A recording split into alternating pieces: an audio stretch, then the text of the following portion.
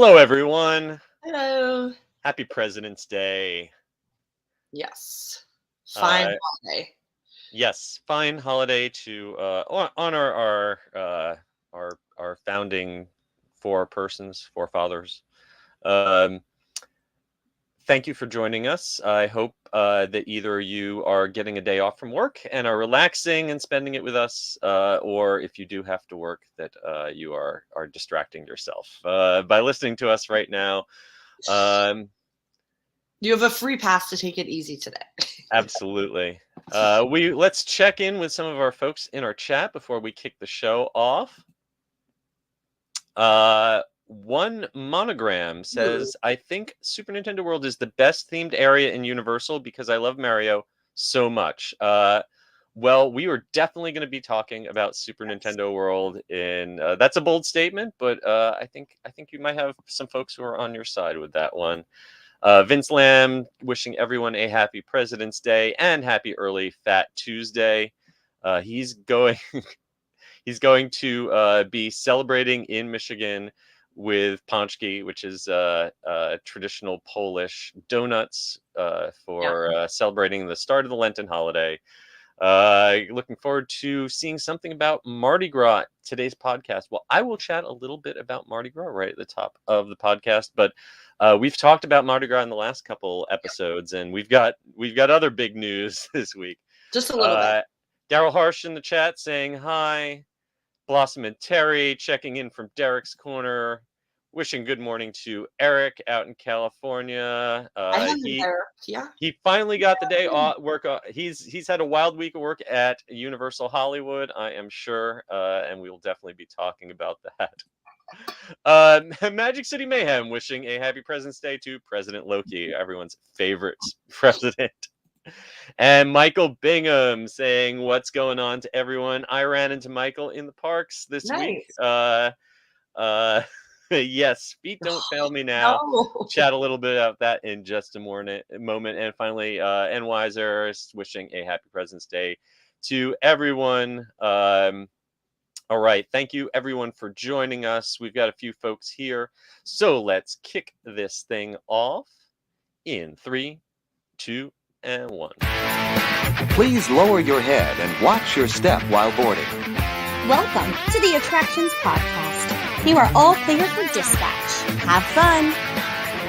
Hello, everybody, and welcome to episode 179 of the Attractions Podcast, sponsored, as always, by MEI and Mouse Fan Travel. I am Seth.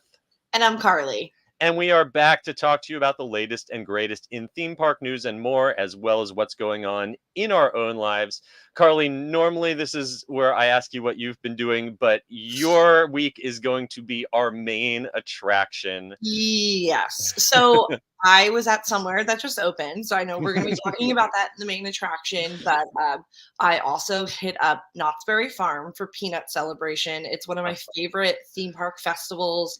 It's so cute. They have wonderful entertainment, amazing food offerings. Knott's really knocks it out of the park with their festival offerings, and they have like dozens and dozens of things to try. It's really impossible to hit it all, but I have to make mention of this Mexican street corn pizza that my sister and I shared, and it was one of the best festival things ever. And Knott's always does some like interesting pizza. One time I had I think it was like a antipasta pizza or something. They always do really cool ones for their festivals, and this was excellent. So if you're making a SoCal trip, go to Knott's. Boysenberry Festival is starting in just a few weeks, so that'll be even more food.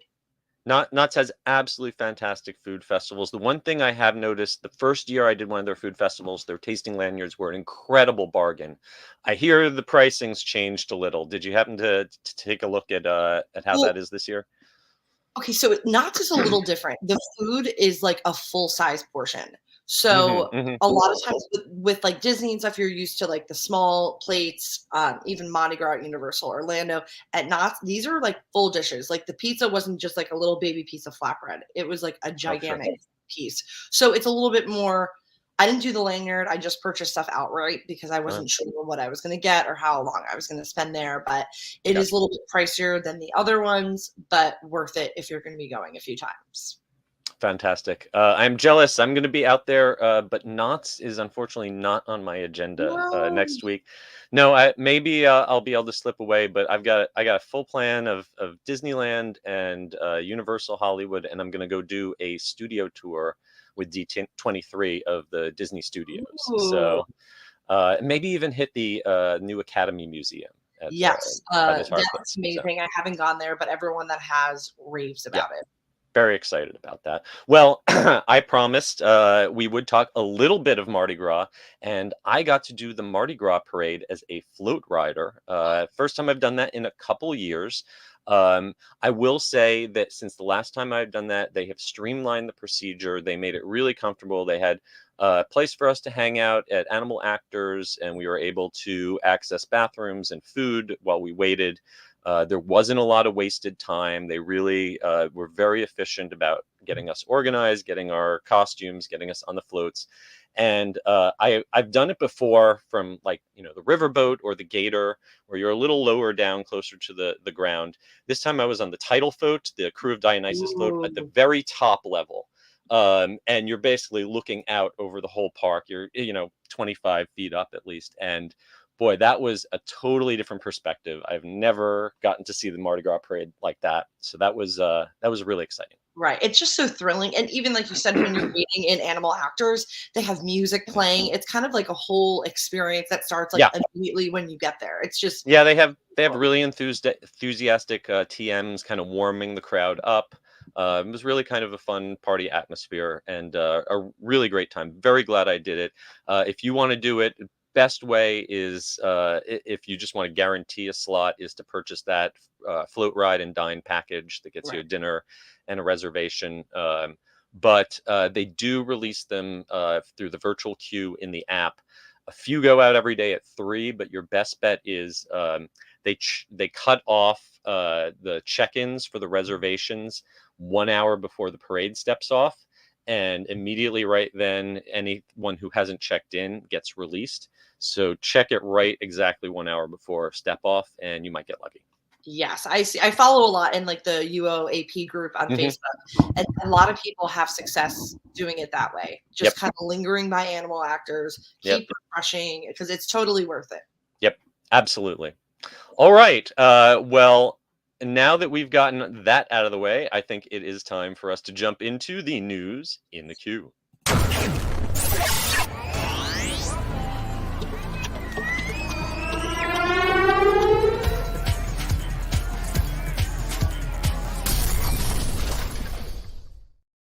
All right. Well, we are going to start off today's show with a couple pieces of breaking news. Just came out today. First of all, big news for fans of the Velocicoaster at Universal Orlando's Islands of Adventure. It is now, as of today, the 20th of February, included in express passes. Oh, this is so exciting because I mean, usually the wait isn't too bad. It usually like peaks on busy days at like 45 minutes. But if Mhm. you are staying in one of those premier resorts and you have that beautiful unlimited express, you haven't been able to use it there. So this is wonderful news. Yes, this is great news for folks who do have the express passes, whether you got them free staying at a hotel, you shelled out for them, or like me, you have the After Yep. 4 express pass with your annual pass. Those folks who are stuck going standby, not so great news for it. I looked at the app this morning, and granted, this is President's Day. We knew this was going to be a busy, busy day, but I was seeing wait times of over 2 hours for Velocicoaster already this morning. This is a little tricky. This is going to greatly reduce the hourly capacity for standby guests. And they already were running into a bit of an issue with Velocicoaster. The maximum theoretical capacity for this ride is somewhere around 1,700 people an hour. But they changed the system where they check the restraints. Now everyone's lap bars are getting checked twice instead of once. And that slows down the dispatches. So they can really get only closer to 13 or 1,400 people an hour. And when you mix an express, basically you want to hit this thing first thing at rope drop. There's usually a little drop in the wait time around noon, or wait until the end of the day if you are a standby rider. Also, beware the single rider line on this because it's 2x2 seating. That single rider line sometimes is even longer than the standby line. No, absolutely. This is exciting. The Universal Express Pass, premium price, premium product. I think wonderful. And now that this is included is just great. Again, it'll affect standby, but you know what? If you know how to plan your day and you don't have Express, go early, like you said. Keep checking. It does dip a lot. Yep. Absolutely. All right. And the other not so happy piece of breaking news that we got, the DreamWorks water park at the American Dream Mall in New Jersey is closed today after a prop helicopter fell and landed in a pool. 4 people injured, apparently not seriously. But this is not, DreamWorks or the whole American Dream Mall has not had a lot of great publicity lately. They've had financial problems, they've had all sorts of issues, and this is kind of a scary headline. Absolutely. I mean, like we were talking before, like it feels like that place has been cursed since many years ago when it was Xanadu and they were starting. There's always issues. It is a weird fever dream of a place. If you are in the New York City area, make a visit there. You don't have to go into the park, but just look at it. It is so bizarre. Yeah, I mean, I hate to get all poltergeist on it, but this is what happens when you build on the Meadowlands. You never know who or what was buried. Like they maybe Jimmy Hoffa was underneath there, and then he's cursed the place. Who knows? Yeah. So if your plans for this weekend or this week included the DreamWorks water park and American Dream, you might want to replan something. Right. All right, let's get to some happier news, and we will start with a slew of Disney headlines, beginning with the arrival of the Disney 100 exhibition, kicking off its worldwide tour at the Franklin Institute in Philadelphia this past week. Right. This has been so highly anticipated. They have been teasing us with little pieces of what we can expect. There are 10 galleries, and this is like not your average D23 exhibit. If you've ever been to one, they are amazing because they're just chock full of so much history. But this is like next level with the use of technology. This is pretty incredible. Yeah, our friend Ricky Briganti out in Philly attended for us and gave a great write-up with some photos that we encourage you to go to our website and check out. Bob Gurr, who is a legendary Disney Imagineer, was there. He pops up at all these things. I hope I have half the energy that he has when I'm his age. Right, and you see him every night on Instagram making martinis. Yes, absolutely. That's what keeps him young. It's all those martinis. So yeah, 10 galleries spread across 15,000 square feet, filled with artwork, artifacts, and documents marking important moments in 10 decades of Disney memories. It's all been put together with the help of Becky Klein, who directs the Walt Disney Archives.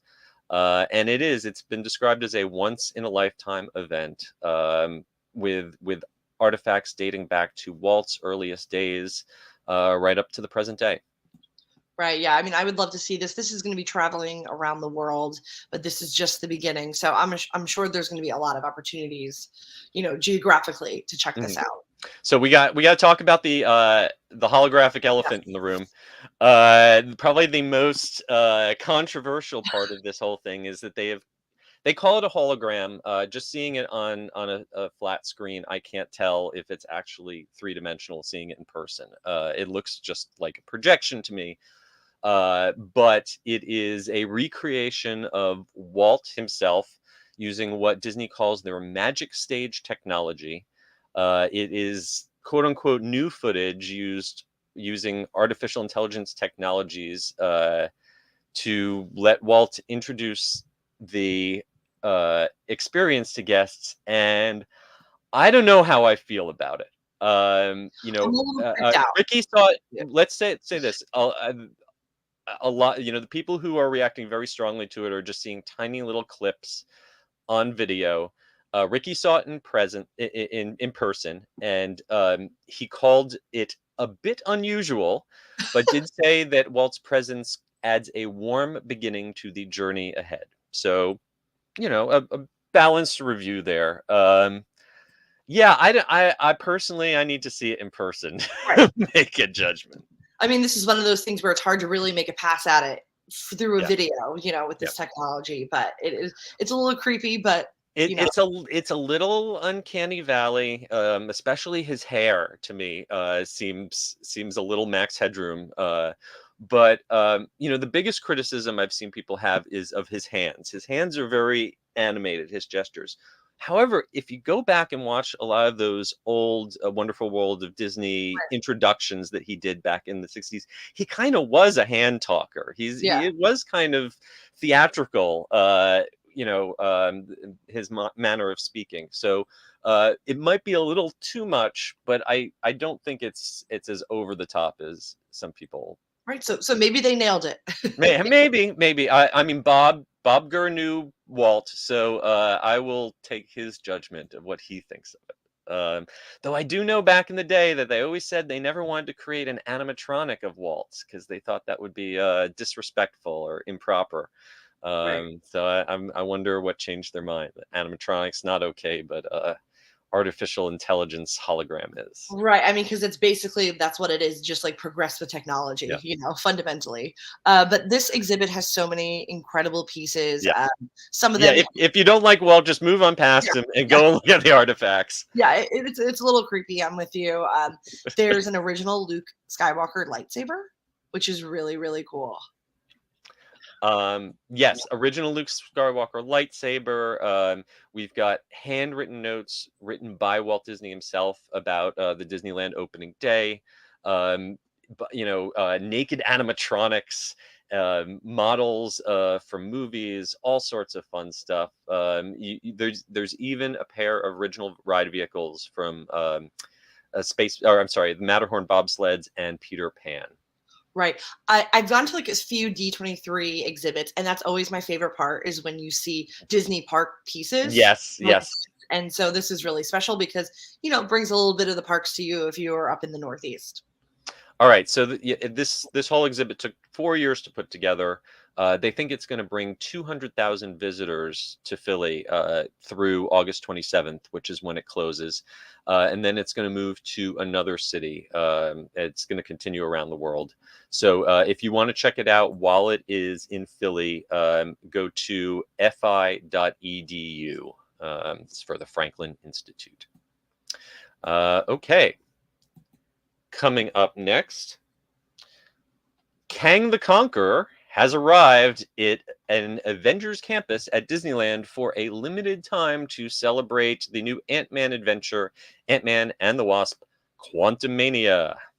Yes, if you've been following along, you know that they have it in their marketing that when a show launches, you can almost always expect that character is going to make a brief, appearance in Avengers Campus at DCA. So this was really cool. I love how they do this. It keeps things fresh and always changing because you don't really know how long they're going to stay. Yeah, absolutely. This is definitely a Be Fair to Florida thing because they get a constant cycle. They get a constant refreshing of these characters.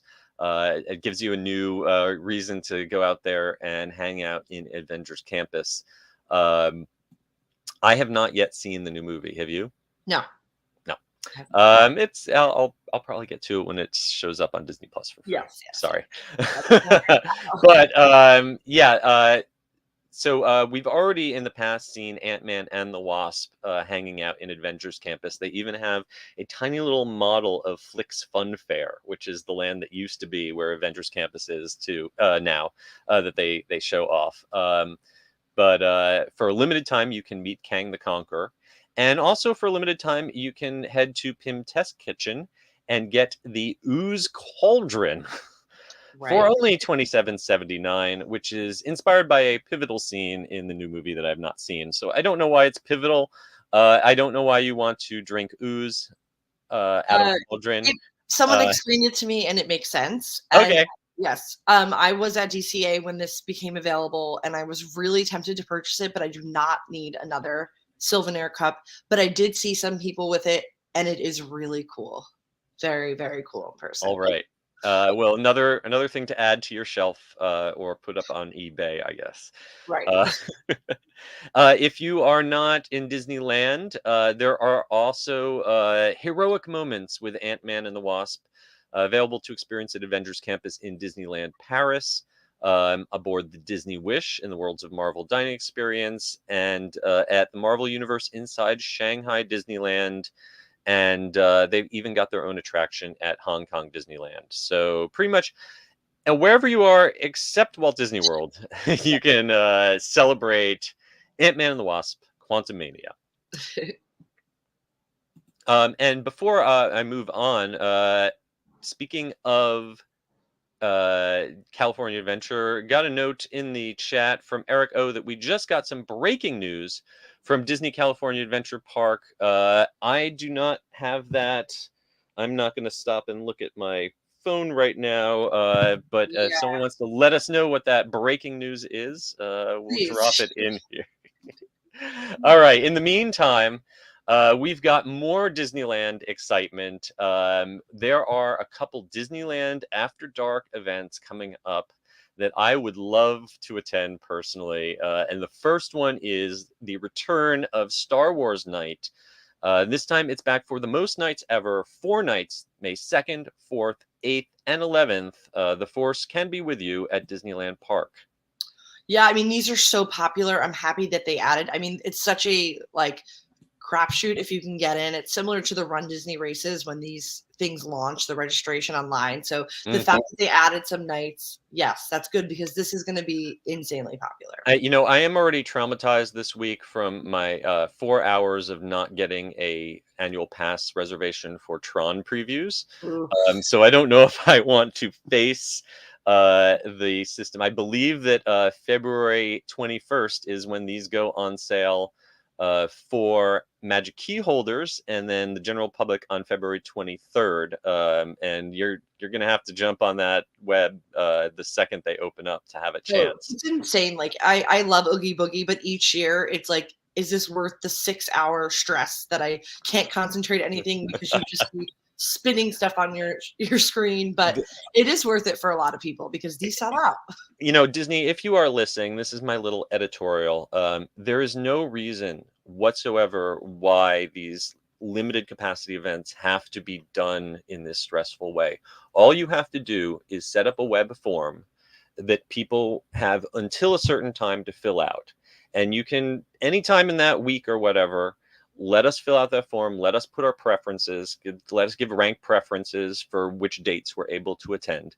And then anyone who gets in before that time should have an equal chance. And just you guys put it all in a hopper, pick out the names, and let us know whether we got it or not. Don't make us sit up there for hours watching a little spinning circle to get lucky enough. Because there's nothing more frustrating than when you finally get in and then you click on it and you're like, oh no, you got in, but all the dates have been taken in the 2 seconds since we let you in. Definitely. There's no need for it. Right. No need at all. No, with Run Disney last week, whatever it was, I saw people they saw a hold on their credit card, but then registration never came through. So the money was taken out as a pending charge, but then they actually never fully completed the registration. So they never got in, which is so it's such needless. So if you do manage to survive the gauntlet, the Squid Game that is Disney's online system, and you make it into Star Wars Night, here's what you're going to get. You're going to get some commemorative keepsakes like a souvenir credential and an event guide map. You are going to get to take photos with backdrops with your favorite heroes and villains, and unlimited digital downloads of the photo passes during the party are included. You can purchase themed snacks like galactic churros and other specially themed merchandise. There's dance parties, character encounters. They're going to bring back the March of the First Order with Captain Phasma, which we haven't seen in a while. And there is going to be some sort of lightsaber instructional demonstration. It doesn't sound like it's the full old Jedi Training Academy, but some sort of lightsaber class. All capped off with the Star Wars Celebrate the Night Fireworks Spectacular. Yes, I mean, they pack a lot in these events. They really are amazing. I mean, just for like the specialty food and entertainment that you get. So these are really cool, and you get to go into the park at limited capacity. You're probably not going to be trying to ride rides. You're probably going to be doing all this stuff, but it's there. Well, speaking of the rides, obviously a popular part of it is going to be the after-hours access to the Star Wars attractions. They specifically call out Star Tours, Millennium Falcon, and Rise of the Resistance. I know the first time that they did one of these nights, they did not advertise Rise of the Resistance as part of it. This time, they say it will be there subject to availability. But the one ride I noticed is not listed is Hyperspace Mountain. For the last few years in May, around May the 4th, they've been converting Space Mountain over to Hyperspace Mountain, which I actually really enjoy. I think it's a really fun layover. But right now, I do not see that listed anywhere. So maybe we should not count on Hyperspace Mountain returning this year. That would be a shame.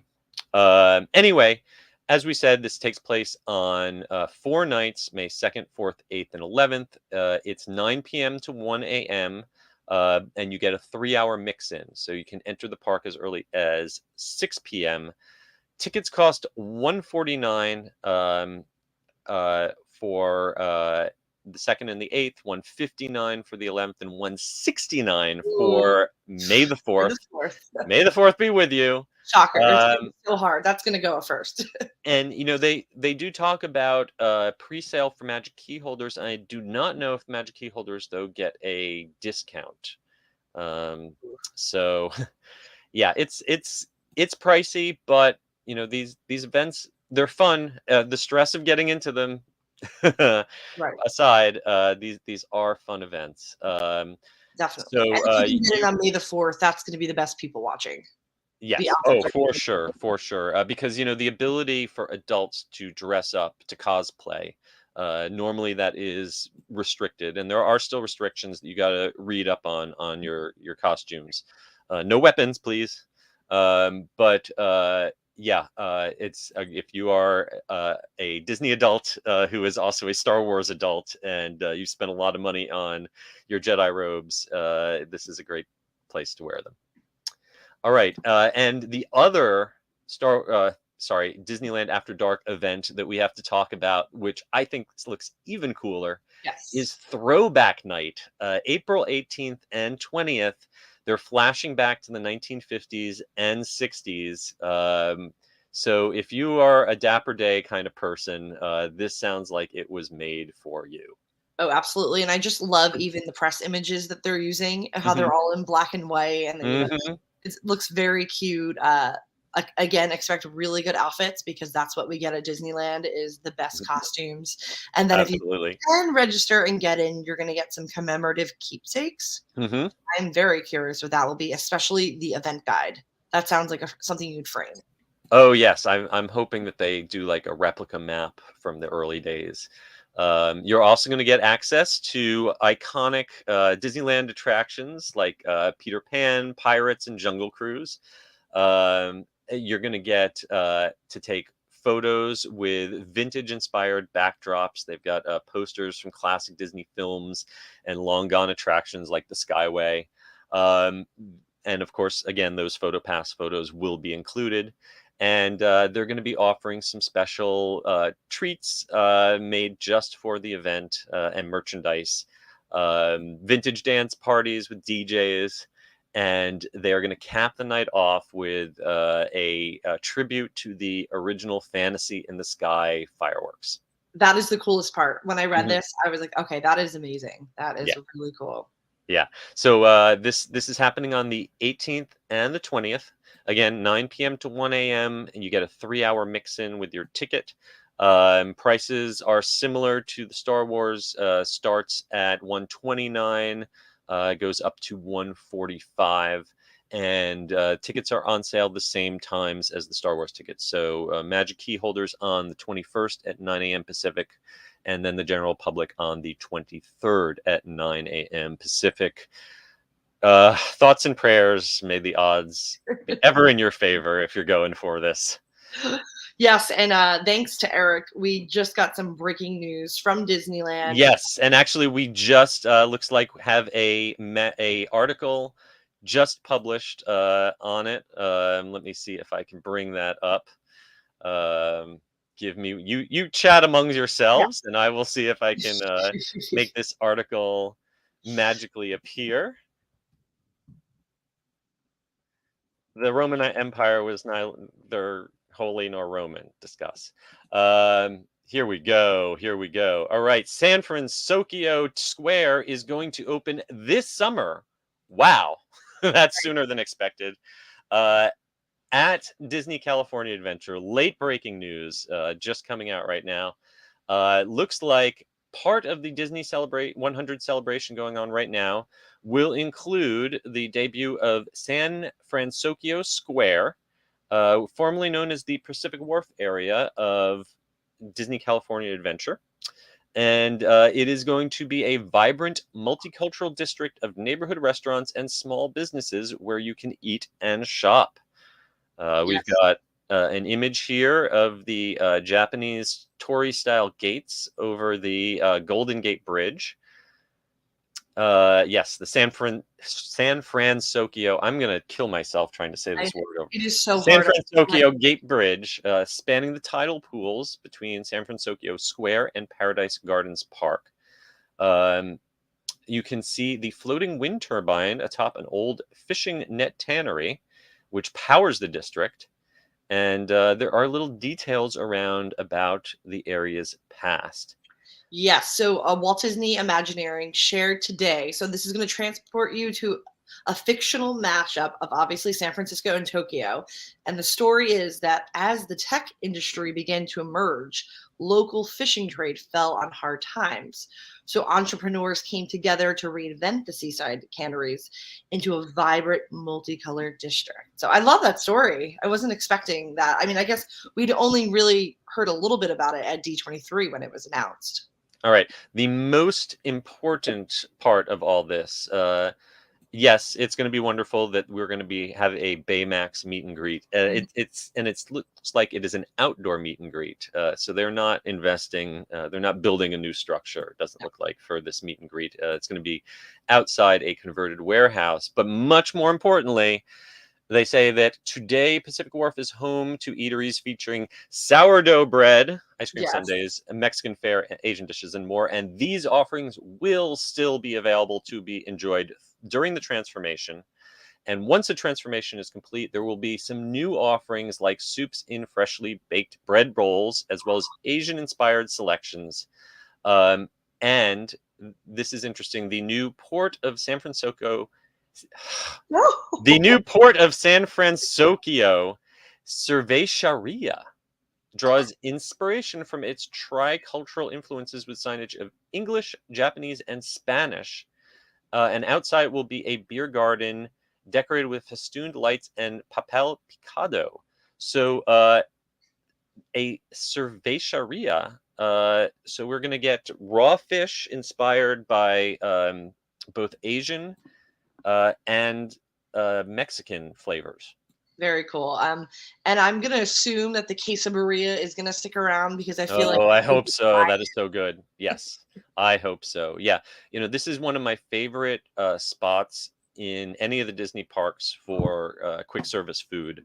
A lot of really good options, and they've all been upgraded over the last few years. They've all gotten much better, and I'm just happy the sourdough is sticking around, which makes me think that the sourdough bakery tour is sticking around, which means I can still get my free snacks. You can just keep going through and get a little piece of bread. It is delicious. It is delicious. There's no limit.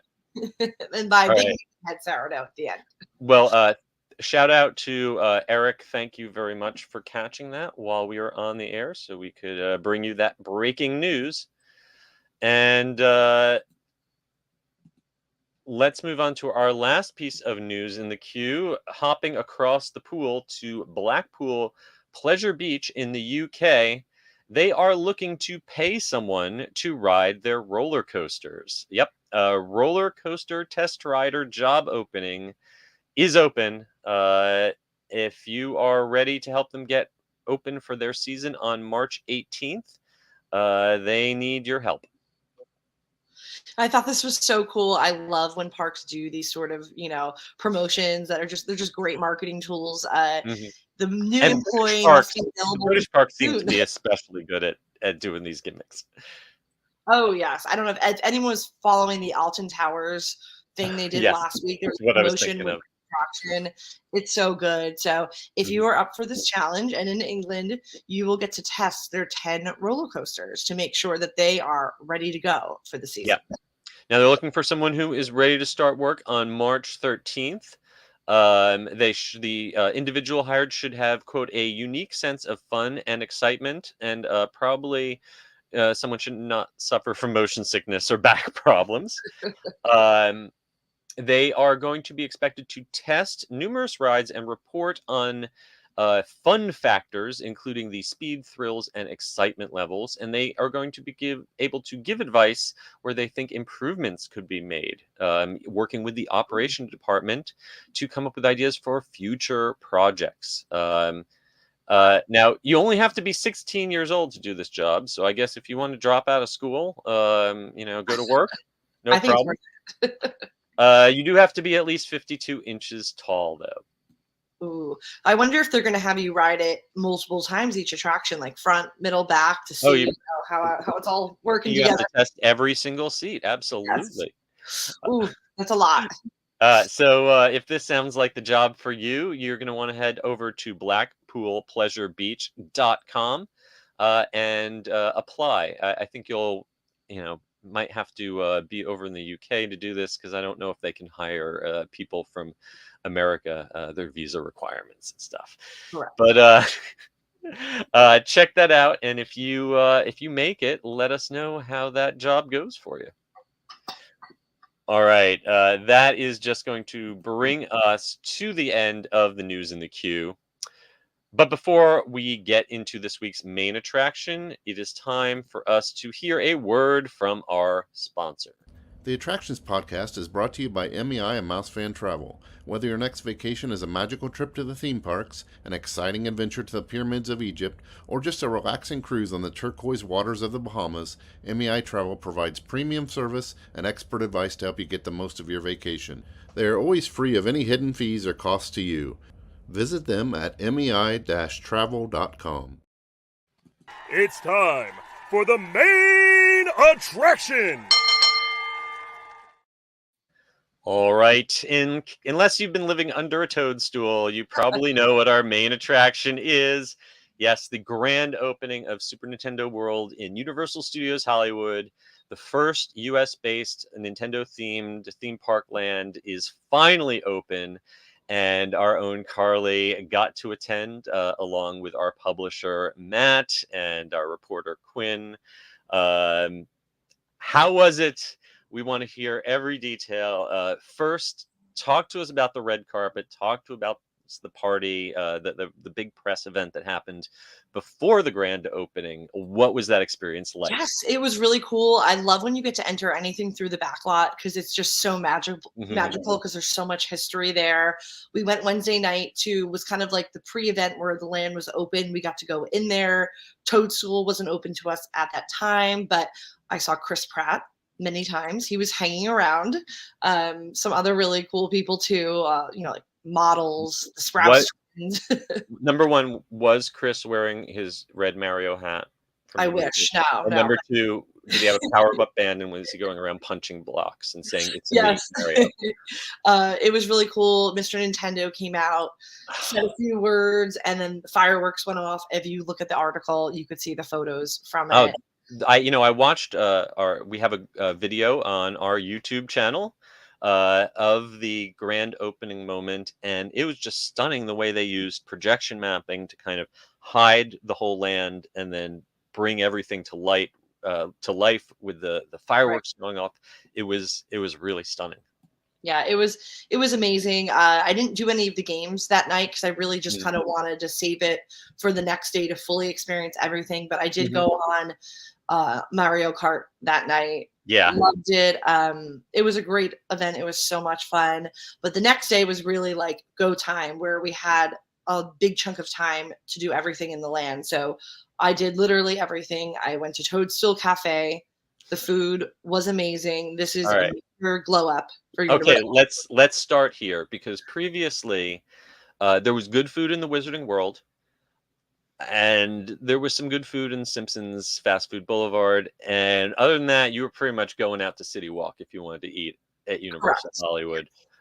This looks like a huge step up in presentation, in ingredient quality.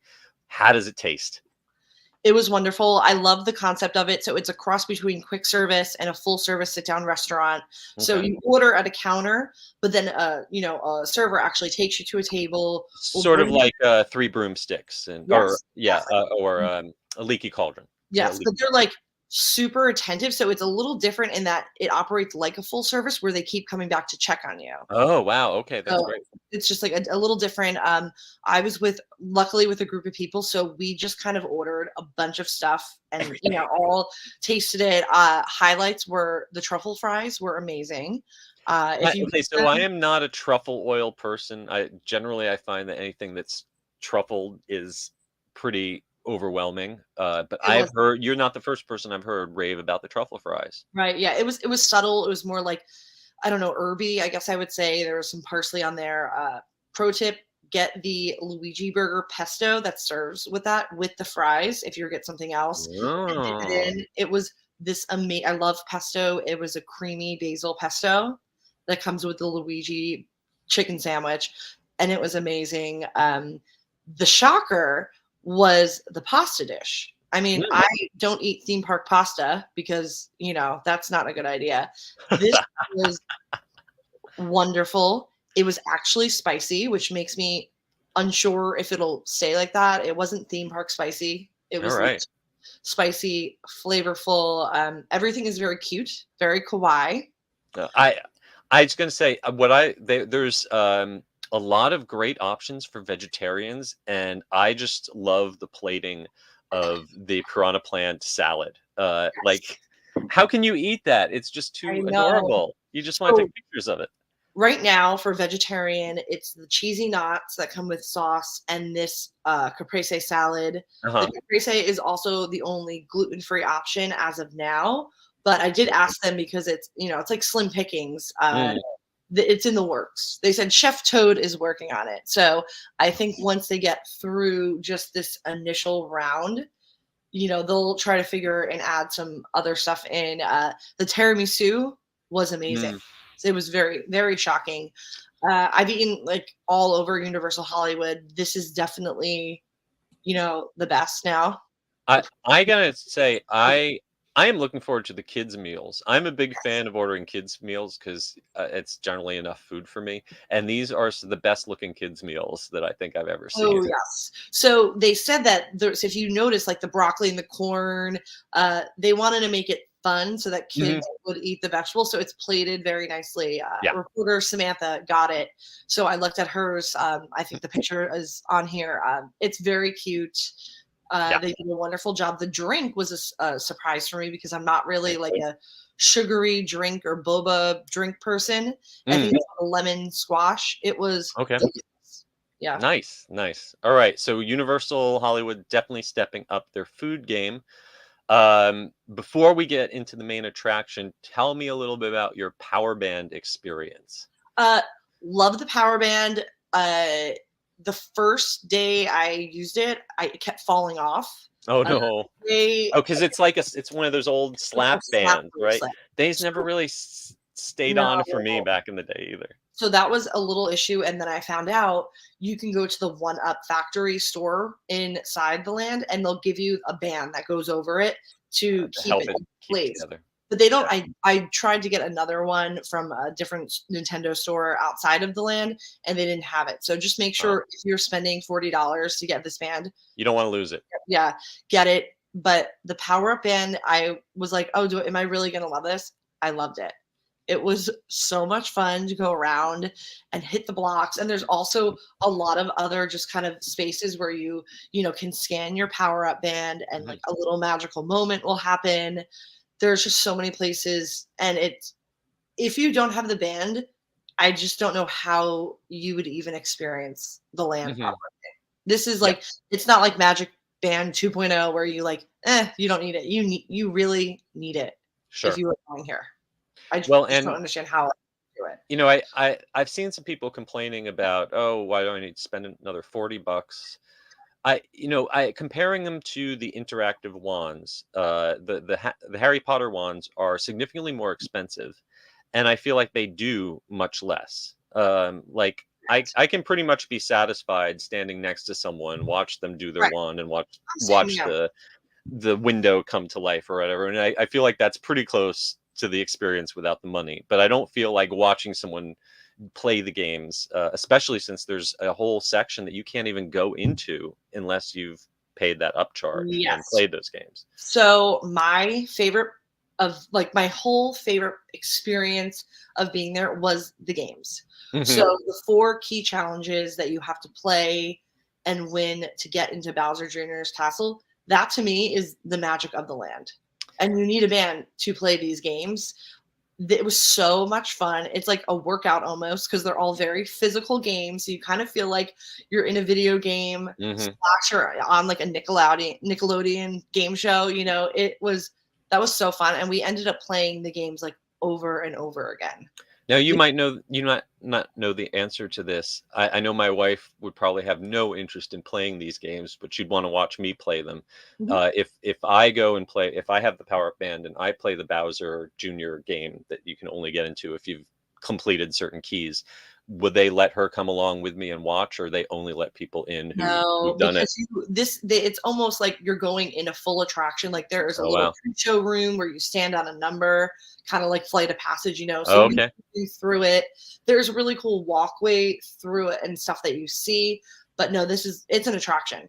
Hmm. It is a full blown attraction, that Bowser Jr. Castle, and it was so much fun. So you need the band. It's like non-negotiable. Have to get the band. All right. I'm getting the band. I'm Yes, getting the and then, band. you know, it We're links getting up the to band your- back together. You have to. It links up to your app so you could see your scores, see what you're collecting, see what stamps that you've earned. But then also there's a leaderboard in the park. And so it was so funny because we're like, oh, there's so and so high up. And Oh, I'm you like, recognize people. so that was a really fun part that I did. Now you went back on multiple days. Does it track your progress over time? Yes, and I lost my band one day because of Oh. the thing. So ended up getting another band and definitely used the clip on it. But you can add multiple characters to your app. Okay. So yeah, I had like a Princess Peach band, and then I ended up getting a Toad band. And I think the one thing we were trying to figure out is if I win one challenge today and then come back tomorrow, will that log towards my progress? Oh. Because So it do you does. have to do it all in one day, or Right, does it exactly. reset? So that is something I need to figure out. There should be no problem in doing it all in one go Mhm. because I went back again yesterday. So I went 4 days in a row because Oh, I really, wow. to just kind of see how things were going. Yesterday was fully open to the public, opening weekend. The line for Mario Kart was obviously very high because people are going. Mhm. People are just thinking, "Hey, I want to go on this ride," and they're not really thinking about the challenges yet. So Mhm. that's like you have to do the challenges because it was even more fun than the ride. But on a fully operational opening busy weekend, the games didn't have long lines. Good. That So is great news. That's because yeah, those interactive windows in Harry Potter, those often can get backed up on a busy day, and right. not great crowd flow. I know, Nintendo in Hollywood is very compact. It's very intimate. Did you, it was packed while you were there. Did you feel claustrophobic? Did it feel like being in Hogsmeade on Christmas? No, it didn't. That's I was worried. I was like, oh my god, is this going to be like Diagon Alley when the Yeah, dragon exactly. goes Yeah. off? It didn't feel like that at all. Excellent. So Excellent. it's a compact space, but the way it's designed is very like you are in a 360-degree world and it's all open pretty Mm. much. So everything is mostly around you. So it didn't feel like we were pushing through people. And I was there on grand opening day when it first opened to the public, and it was like so many people were coming in, but it felt fine. During the preview period, when it was soft open technical rehearsals, people were taking pictures of bad sight lines or things that weren't finished. Oh, Did you feel like it felt complete? It felt finished. It felt yeah. immersive to you? Oh, absolutely. And it's like what are they going to do? Tear down a mountain so that you don't see it in the background? Right, That's what we're right. up on. There's like a second level that you can go up to, and there's these Mhm. really cool projection thing you could look into the land. I'm like, what were they supposed to do? Yeah, just You just know, bulldoze the Hollywood Hills, those no problem. nature- I mean, like I wasn't even looking in the distance because there's so much going on around you. It's so vibrant and colorful. There's things moving everywhere, Mhm. whether it's like the piranha and whatnot. So there's a There's lot so going much kinetic energy in the whole land. Mhm. It's something that's really missing for me in, say, Star Wars Galaxy's Edge, where everything looks great in still shots, but when you're there in person, it's just kind of static. Where it really seems like in Super Nintendo World, everywhere you look, there's something animated, there's something to catch your eye. Um, just bringing energy to the whole place. All right, let's talk about the main attraction, Yes. Mario Kart. We've had a bunch of big technologically advanced dark rides in the last few years, like Rise of the Resistance, Mickey and Minnie's Runaway Railway. How does this stack up for you in the chart of Right. I great dark rides? like I'll preface this. I've done Rise of the Resistance so many times, but I think it just loses its luster after a while. Also, Mm, because it heavily relies on cast members engaging with you and being in mm. character, which is a lot to ask someone Yeah. to do, So I'm kind of over Rise of the Resistance. Okay. This you will not get over. This All right. was amazing. Just the queue you walk through and you're going through all these different zones, like a luminescent room. It was just everywhere you look, going through the main part of the castle and seeing all these Easter eggs, and there's books. You're going through the library. The It queue looks even itself- more elaborate than Hogwarts Castle's queue to me. Oh yeah, And no, it is very, very elaborate. It is just really. It's hard to explain. It was fun. I love Mhm. rides that are just like you're on it and you're laughing. And that's how I am on like Guardians of the Galaxy Mission Breakout. I'm just so happy. Sure. This was that kind of ride where you just feel, joy. And it's really fun. I was concerned because you point with your head, you Mhm. shoot with the buttons on your steerer, and then you turn. Turn. So you're It's like shooting- you gotta pat your Yeah. head and rub your stomach Yeah. at the same time. There's a lot going on. I feel like the first time I did it, I was terrible. Then I Ah. did it again, and I didn't wear the glasses because I wanted to see everything. Uh-huh. And I was so glad I did that because it is a dark ride with cool technology. I mean, it's comparable almost to like Secret Life of Pets, where you have this projection going on, but then Mhm. physical set pieces. So if you can go on it multiple times, I really liked not using the glasses one time. Okay. Obviously, And they'll let you do that if you just tell them I don't want the you don't have to glasses. do or anything. So Okay. basically, you'll still put the helmet on, but your You glass. just don't have to pull it up out and Right, plug it in. exactly. You just don't pull it out of the seat. Now, when you were wearing them, how are does it look realistic? Is it 3D? Did it fit Yes. into the space? It did. It looked realistic. It was so realistic that it was freaky the first time. Oh my God, I'm really, really in it, especially when you're coming around the end and you're going to the finish line. It's like you're in the game. It Wow. was wild. It was It seems like this is definitely one of those rides that watching a YouTube video is not going to do it justice. That you don't understand what it's like. right. It was so much fun. The first time we didn't beat Bowser, then we did, and it was very exciting. But yeah, it's just a good ride. The seats were cozy, so I know there are a lot of people. Let's talk a little about that. There's been a lot of controversy. Officially, Universal says on their site that people with a waist of more than 40 inches may have trouble fitting. Right. So basically, How did it feel to you? Yeah, I think they're only saying that to watch their own butts so that people don't, ask for Mhm. refunds. That's what it is. I've talked to a lot of like men that are like really big guys, and they were like, I fit in no problem and was comfortable. Well, I find the Secret Life of Pets ride vehicle very restrictive. So I do would you say feel that like is yes. So I more love restrictive than this? you feel more restricted in Secret Life of Pets. Okay. Just the way you have to angle your body into that seat. Mhm. It was very comfortable. I felt like you really had enough arm space to really kind of get into That's it. true. You got to get your elbows out too. Right. You Just, can't.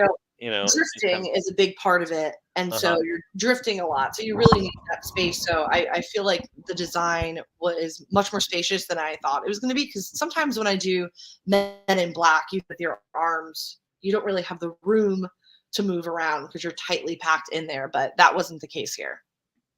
All right. Well, I'm so excited. I'm going to be there on the 1st and 2nd. I bought a early entry ticket because they're selling an hour of early entry. It costs $20 or $25 depending on the day, but hopefully it'll be worth it if I can get in there and get a few laps on Super Mario Kart before everyone else gets in there. The virtual line yesterday was out until about, I think it was like 4 p.m. I was going on Secret Life of Pets, and there was a family in front of me that said they were trying all day, and about 4 o'clock they refreshed it and got a reservation for the evening. That's so great. I think it goes out in the morning, and then Universal Hollywood is just so different from Orlando, where a lot of people don't stay in the evening. It like empties out when it's open late. It was open till 10 p.m. last night. After like 6 o'clock here, it usually kind of quiets down. So if you can't get a virtual queue in the morning, just stick around. Don't get frustrated. You should be able to get it, hopefully, or pay the money and go early. Now, obviously, I haven't tried it myself yet. The way I understand, if similar to the way it works at Universal in Orlando, you don't necessarily have to be inside the park yet to get that virtual line, but you do need to be within the GPS. Yeah. Oh, you do need to be inside the park. Yes. Is it tied to your admission pass? How does it know that you are inside the park? So I am not really sure, but Universal Hollywood app isn't as technologically advanced, so like I can't even get my AP to sync up. Yeah, I know. I could still access the virtual line because Secret Life of Pets was also on a virtual line yesterday, and I was able to pull that up. But it's really hard. You can't like link your tickets to people in it, so it'll just, if you're in the zone to reach I guess whatever that geo zone is. Yeah, I think it's the same way in Universal Orlando where there's a geo fence. It's by GPS. Yeah. So as long as you're on property, but that could be in City Walk or maybe even the parking garage. You don't necessarily, I don't think, have to have entered the turnstiles. Right. And I'm not sure what that geo zone is. The only geo zone I know to heart is for Trader Sam's. I know we've got an inside tip here from Eric that you can actually book a virtual line from the In-N-Out Burger down the street. All right, that answers that question. Okay, so you can go get some snacks on Cahuenga and then book your virtual. The fence here at Universal is pretty generous too. You can actually book it from the DoubleTree across the street if you have to. Yeah, apparently it is based on a GPS location and device ID, but is not tied to your admission ticket. So yeah, that would be possible because they can't figure out how to get your tickets to link in that app. So yeah. And last but certainly not least, they confirmed the worst kept secret in history. Super Nintendo World is coming to Universal Orlando at Epic Universe, and it looks like it's going to be the biggest and best version of all of them when we get it here.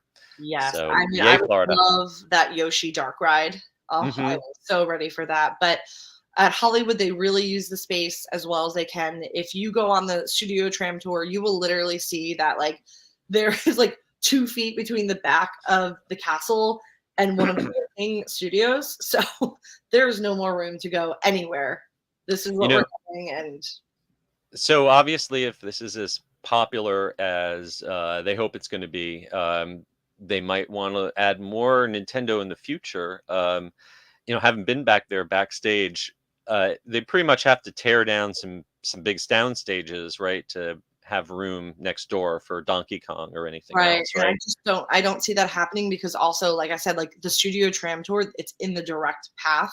There's really nowhere, like behind Bowser one side is the Studio Tram tour and a working soundstage. The other side of this land is the main access road for anyone working on the lot. So like there's physically nowhere to go. It's like the parking garage, the main gate. This is where everyone that's working on the lot At a certain point, they have to decide: do you want to be a theme park or a movie studio? Because they're butting right up against each other. Oh yeah, and I think they'll probably stick with the movie studio because there's always so much going on production-wise. Someone asked, "What is a virtual line?" I was just about to say thank you. We just jumped into talking about it without mentioning it. So Super Nintendo World is a little different than the rest of Universal Hollywood. This is something they tried very briefly at the Wizarding World when it first opened. When the park is busy, once capacity is reached in that land, just to get into the land, you're going to need a virtual line reservation. This is available for free.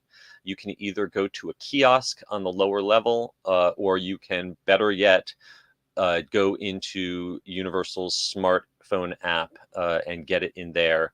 But basically, they aren't necessarily available right at rope drop. They don't turn the system on until it's necessary. But I know the last couple of days it's been needed within a half hour of opening. Right, yeah. And so it's the same virtual line that Universal Hollywood uses for attractions when they also get very busy. So you don't know when it's going to happen. It will just pop up in a line. Like Secret Life of Pets yesterday I was standing around the area, was at a 25-minute wait. And then all of a sudden, virtual line. Yeah, it says virtual line only. Go in. Yeah, when they hit a certain length of the queue, they switch to a virtual line pass. And then you go into the system, and it'll let you pick from various time windows to return at.